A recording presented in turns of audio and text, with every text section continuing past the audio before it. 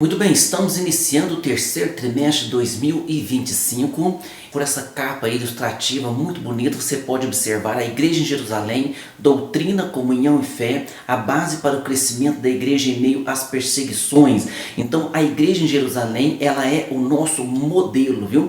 Então, o Senhor Jesus Cristo, ele veio à Terra para nos salvar e Ele próprio é o nosso modelo. O Senhor Jesus Cristo, Ele próprio é o nosso exemplo. O apóstolo Paulo, ele diz com convicção, né? E de maneira assertiva, ele diz assim, ó, sede meus imitadores como eu sou de Cristo. Então nós temos que essas três lições, como você pode observar, e nós vamos começar a lição de número 1 com o título A Igreja que Nasceu no Pentecostes. Então a Igreja do Senhor Jesus Cristo, ela nasce ali no dia de Pentecostes. O textual está dizendo, e todos foram cheios do Espírito Santo e começaram a falar em outras línguas conforme o Espírito Santo lhes concedia que falassem. Atos Apóstolos capítulo 2, versículo 4.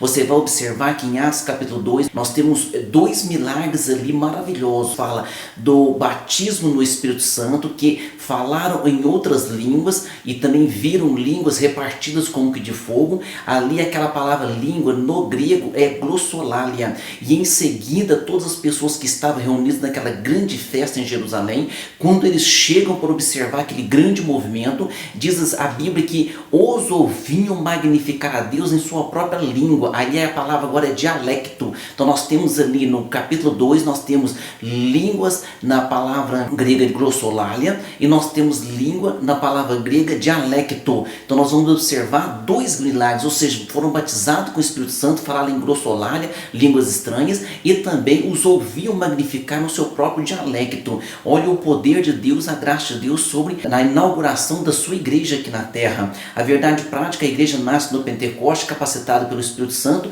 para cumprir a sua missão. A leitura bíblica em classe se encontra em Atos capítulo 2, versículo 1 ao versículo de número 14. A nossa introdução. A igreja nasceu no dia de Pentecostes. Esse evento marcou o início de uma nova era, a era da igreja. Nós falamos dispensação da graça. Então nós estamos vivendo na dispensação da graça. O Pentecostes era uma das festividades, das festas mais importantes dos judeus. Ela acontecia 50 dias após a Páscoa. Então nós vamos observar o seguinte: Jesus ressuscita no dia ali, no primeiro dia da semana. Na sua ressurreição é a Páscoa. 50 dias depois da Páscoa tem essa festa muito importante, que é a festa de Pentecostes. Olha como que Deus, ele tem a hora, a data, Deus tem um plano, Deus tem tudo marcado. Então Jesus ressuscita na Páscoa e agora 40 dias depois da sua ressurreição, ele é assunto ao céu, ou seja, depois da sua ressurreição no corpo glorioso, ele fica ainda 40 dias ensinando,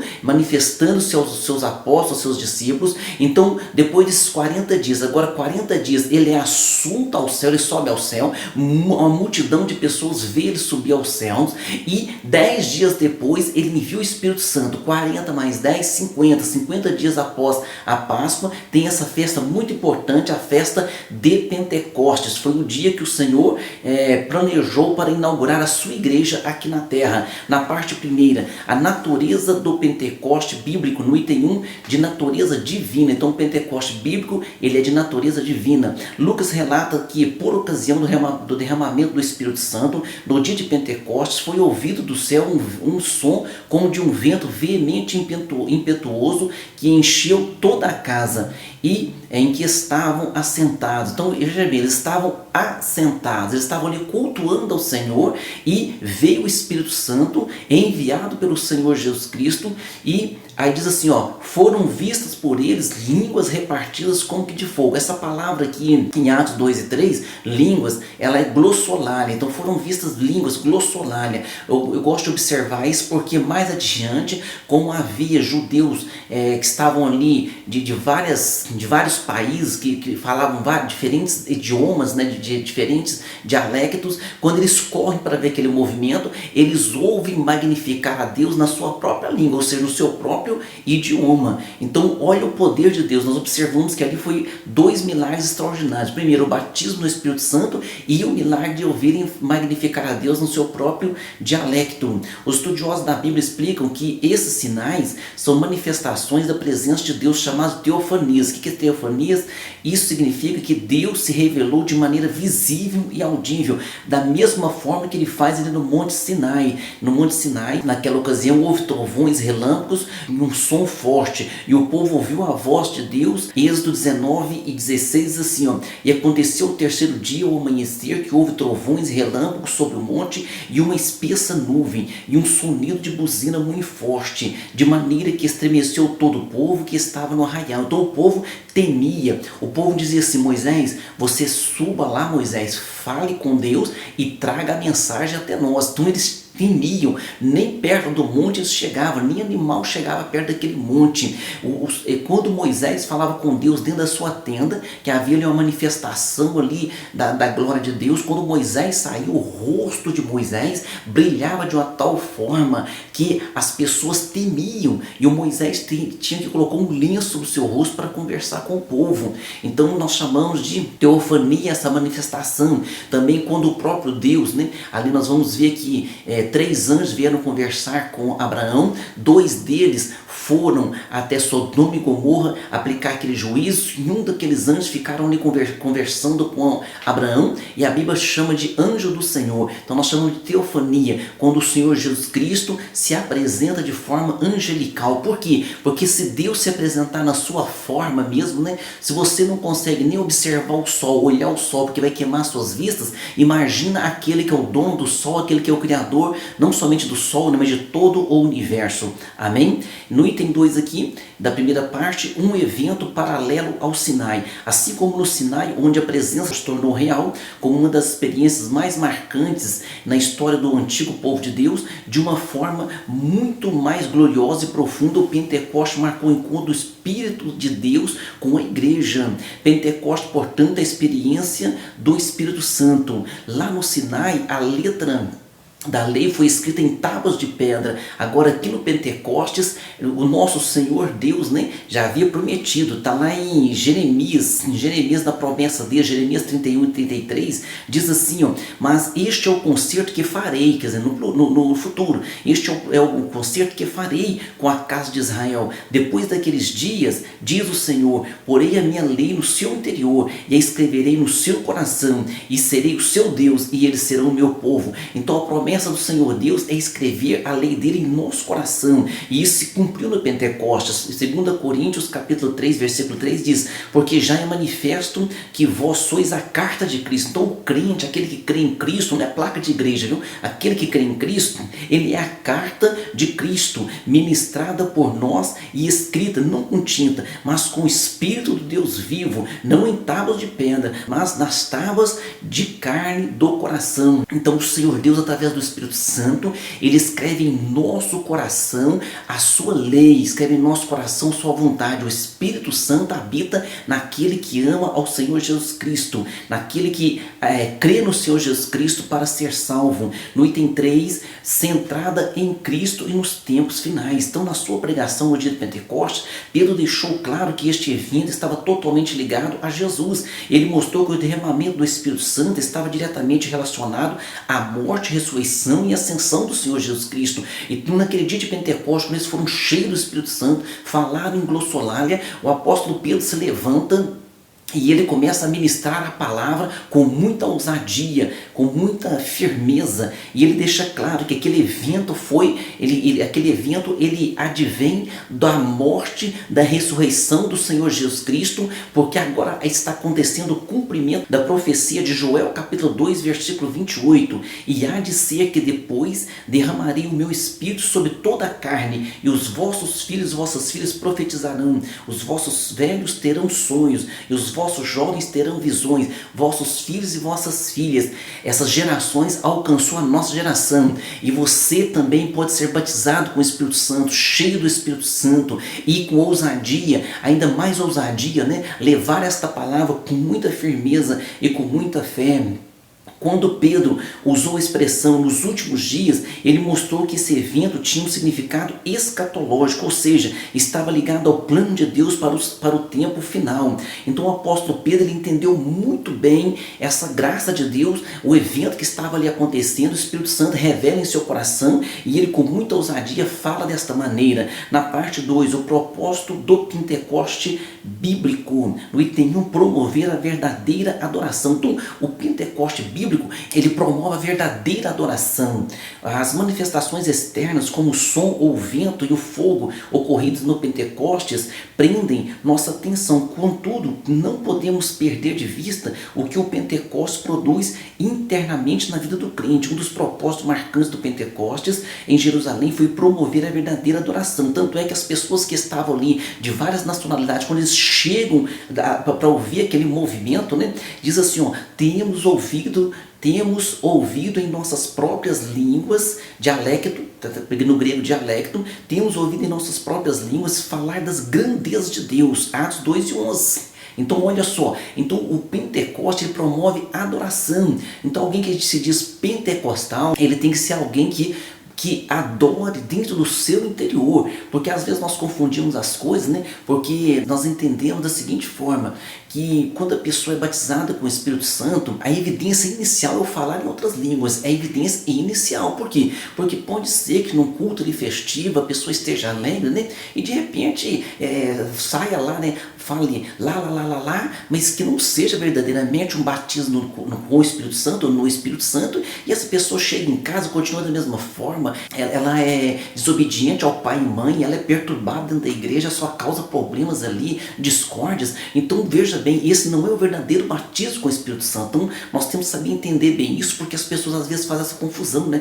Falou em língua estranha, tá cheio do Espírito Santo. Então muito cuidado, nós temos também este cuidado muito grande aqui em nossas igrejas, viu? Então logo o Pentecoste que não adora não é bíblico. De fato, quando os gentios experimentaram o Pentecostes, eles também magnificaram a Deus. Então eles magnificaram a Deus. Nós vamos observar em Atos capítulo 10, versículo 46, que quando o apóstolo Pedro chega na casa de Cornélio, todos eles foram cheios do Espírito Santo, falaram em línguas estranhas, né? E depois no versículo 46, Atos 10, 46 diz assim, ó, porque os ouviam falar em línguas e magnificar a Deus. Então o Pentecostes nos leva a magnificar a Deus. Nós podemos observar também 1 Coríntios 14, 17, quando o apóstolo Paulo fala dos dons espirituais, ele diz assim, ó, porque realmente tu dás bem as graças, mas o outro não é edificado. Então quando você fala em língua estranha, glossolária, você está edificando você mesmo, e quem está do seu lado não é edificado, a não ser que haja intérprete. Aí nós vamos falar sobre dons espirituais, tá?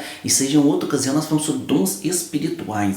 No item 2 aqui, da segunda parte, poder para testemunhar. Então o Pentecoste tem uma dimensão escatológica, pois aconteceu antes de chegar o grande e glorioso dia do Senhor. Então o grande e glorioso dia do Senhor, que é o dia do arrebatamento, o Pentecoste ele vem para que as pessoas se ajuntem, para que o Espírito Santo traga a igreja do Senhor Jesus Cristo para a adoração, porque essa igreja será arrebatada. A igreja que será arrebatada é a igreja que adora, é a igreja cheia do Espírito Santo, é a igreja conduzida pelo Espírito Santo. Não há outra igreja, Jesus só tem uma igreja e essa igreja é conduzida pelo Espírito Santo do Senhor. No entanto, essa realidade dos últimos tempos não significa que a igreja deve ter uma visão escapista, ou seja, uma visão de imaginar assim, nós vamos ser arrebatados, nós não devemos envolver com este mundo, nós não podemos envolver com o sistema mundano, mas neste mundo nós estamos e devemos fazer a diferença neste mundo. Então o Pentecoste não é dado para os crentes se isolarem,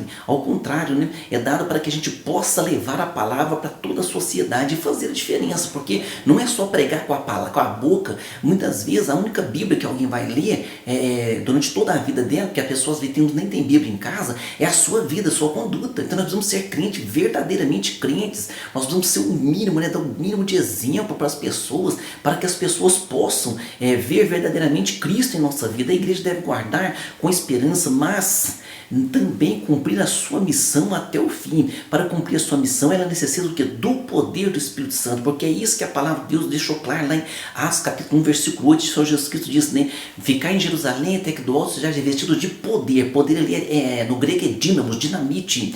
Mas, versículo 1 e 8, mas recebereis a virtude do Espírito Santo, que há de vir sobre vós, ser-me testemunhas, tanto em Jerusalém como em toda a Judéia, Samaria, até as confins da terra. Ou seja, quando você estiver cheio do Espírito Santo, você vai ser encorajado e você vai pregar a palavra, e nada de se envergonhar da palavra, e nada de voltar atrás, mas com ousadia e com a sabedoria, com a graça do nosso Deus. Amém? A última parte aqui, terceira parte, característica do Pentecoste bíblico, no item 1, uma experiência específica. Então, em Atos dos Apóstolos, o derramamento do Espírito Santo no dia de Pentecostes é mostrado como o batismo no Espírito Santo dos crentes. Então, você vai observar lá em Atos capítulo 1, versículo 5, porque na verdade João batizou com água, mas vós sereis batizados com o Espírito Santo, não muito depois desses dias. Essa promessa em Atos capítulo 1, versículo 5, é o próprio Senhor Jesus Cristo, na sua ascensão, reforçando essa mensagem, né, e dizendo, olha, ficar em Jerusalém. O apóstolo Paulo diz que mais de 500 irmãos viram o Senhor Jesus Cristo, né, depois da sua ressurreição. Agora, veja bem, mais de 500 irmãos, e no dia de Pentecoste havia cerca de 120 irmãos. Então, se nós formos observar bem, 120, né, para 500, se você fizer uma continha aí, vai dar 380. Então, onde estavam essas 380 pessoas? É claro que algumas são de outras regiões, é claro, mas você perceba que em 10 dias ali, eles orando, assentados ali, buscando a Deus, cantando hinos, muitos já não perseveraram. Então, a bênção está para aquele que perseverar até o fim. Aquele que perseverar até o fim será salvo. Naquele dia, o Senhor Jesus batizou quase 120 pessoas no Espírito Santo. Essas já eram regeneradas, isto é, já eram salvas. Então, precisam observar isso. Ninguém é batizado no Espírito Santo para ser salvo, não.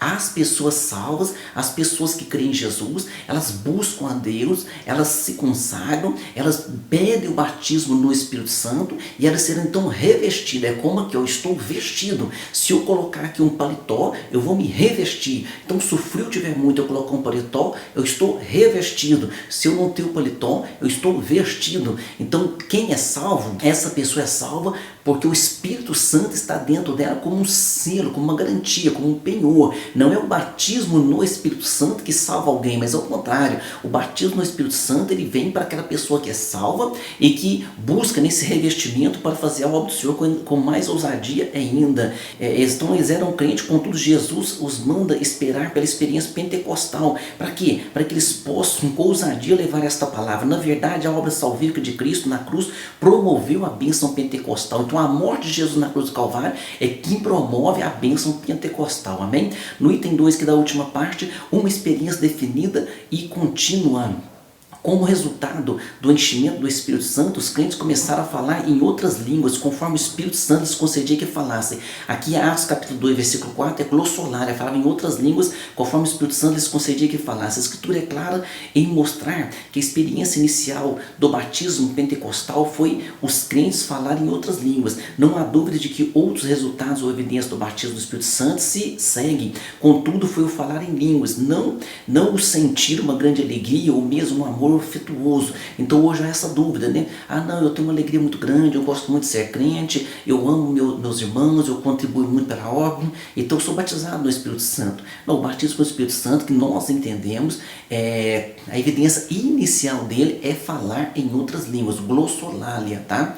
Então esse é o nosso entendimento. E está dizendo assim também aqui no item 3, agora da última parte, as línguas e o amor. A evidência física inicial ou sinal do batismo no Espírito Santo foi o falar em outras línguas. Não foi uma grande alegria ou um amor afetuoso que evidenciaram o batismo no Espírito Santo. Paulo, por exemplo, disse: o amor de Deus está derramado em nosso coração pelo Espírito Santo que nos foi dado. Então nós temos essa diferenciação e é bom que você entenda essa diferenciação. Porque outra coisa também, quando nós falamos que a pessoa é batizada no Espírito Santo, não significa que ele é um crente crente, não significa que ele é um crente de uma classe mais elevada, de forma alguma. Pode até assim, isso é um pensamento meu, tá? Simplesmente para colocar aqui o meu pensamento, pode ser até que ele seja até mais frágil, e Jesus diz, não, tem que revestir este moço, revestir esta moça, para que possa resistir ao dia mau, para que possa fazer a minha vontade. Não é a pessoa que é batizada com o Espírito Santo, se ele estiver se achando melhor ou maior que as demais pessoas, ele verdadeiramente não conhece a palavra e não entendeu o sentido da palavra do nosso Senhor Jesus. Amém? Conclusão, como vimos, o Pentecoste marcou o início da era da igreja, ou seja, o Pentecoste marcou o início da dispensação da graça, e o Espírito Santo os inseriu no corpo de Cristo. Então o Espírito Santo, ele traz a pessoa até Jesus. O Espírito Santo, ele traz a pessoa e mergulha a pessoa em Jesus, isto é, salvação. E o Senhor Jesus Cristo, por sua vez, mergulha a pessoa no Espírito Santo. Esse é o batismo no Espírito Santo. Então o Espírito Santo traz a pessoa até Jesus, salva essa pessoa, mergulha ela em Cristo. O Senhor Jesus Cristo, por sua vez, mergulha essa pessoa no Espírito Santo e ela é cheia do Espírito Santo, ou seja, ela é batizada no Espírito Santo. Esse evento é essencial porque mostrou que Deus deseja uma igreja capacitada para cumprir a sua missão, e Ele mesmo é quem capacita. Então o batismo no Espírito Santo nada mais é do que um revestimento de poder. Amém? Vamos para as nossas perguntas. Número 1. Quais fenômenos registrados em Atos capítulo 2, versículo 2 e 3 são considerados teofânicos, né? Que foi a manifestação de Deus visível. Então eles ouviram um som como de um vento veemente, impetuoso, ouviram, e foram vistas línguas repartidas como que de fogo. Essa língua, eu já falei com vocês, é glossolalia do grego. Pergunta 2, segundo o apóstolo Pedro, qual profecia do Antigo Testamento se cumpriu no dia de Pentecostes, como isso demonstra o aspecto escatológico desse evento? Então ele citou Joel capítulo 2, versículo 28, então ele viu e disse, olha, esse evento é escatológico, o profeta Joel já havia predito e hoje está se cumprindo. Então os eventos escatológicos estão se cumprindo porque o nosso Deus é o Deus que cumpre as profecias. Cite um dos propósitos marcantes do Pentecostes em Jerusalém, conforme Atos capítulo 2, versículo 11. Então um dos propósitos marcantes do Pentecostes de Jerusalém foi glorificar a Deus, magnificar a Deus. Então as pessoas de várias nacionalidades que estavam ali dizem assim, ó, temos ouvido em nossas próprias línguas, aqui agora é dialecto, falar das grandezas de Deus. Pergunta 4, segundo Atos 1 e 8, para que a igreja necessita do poder do Espírito Santo? Ela necessita do poder do Espírito Santo para cumprir essa missão que foi dada a ela de testificar. Então Jesus Cristo disse assim, ser-me-eis testemunhas, ficar em Jerusalém, vocês vão ser cheios do Espírito Santo e ser-me-eis testemunhas. Pergunta 5, por que o Pentecoste bíblico é distinto da salvação? Segundo Atos, capítulo 1 e versículo 5, deixa bem claro essa distinção, né? Diz assim, ó, porque na verdade João batizou com água, mas vós sereis batizados com o Espírito Santo não muito depois desses dias. Então, porque na verdade a obra salvífica de Cristo na cruz promoveu a bênção do Pentecostes. Então o Pentecostes ou o batismo no Espírito Santo não é para a pessoa ser salva, é para a pessoa ser revestida e com muita autoridade levar a palavra do Senhor. Então que esse entendimento esteja sobre a sua vida, né? Nós fizemos aqui um resumo dessa lição e que sirva para o seu elevo espiritual. Deus abençoe você e sua família e até a próxima aula. Amém?